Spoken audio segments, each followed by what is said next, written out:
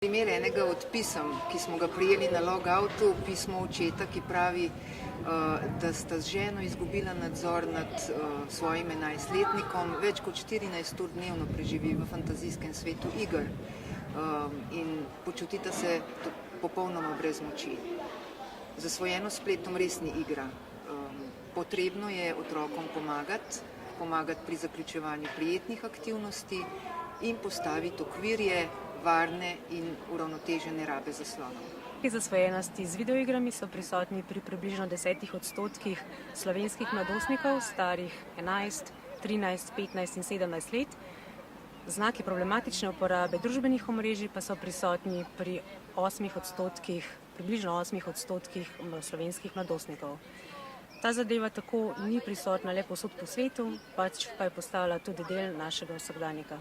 Študije in tudi naše klinične izkušnje kažejo, da pretirana raba zaslonov v tem zgodnjem obdobju pomembno poslabša razvoj govora. Ti otroci so bolj nemirni, so slabše socializirani in tudi čustveno manj zreli. Zato je pomembno, da se starši zavedajo, kako pomembno je, da predvsem v tem prvem obdobju, se pravi v prvih 2 letih, popolnoma odstranijo zaslone iz njihovega življenja, tudi pasivno. Naj nas navdušenje malčka nad dogajanjem na zasloni ne zavede, to je kratkotrajno. Igra z nami ima trajnejši učinek. Dokazano je, da otroci, ki so v zgodnjem obdobju preveč pred zasloni, dosegajo slabše rezultate na razvojnih testih.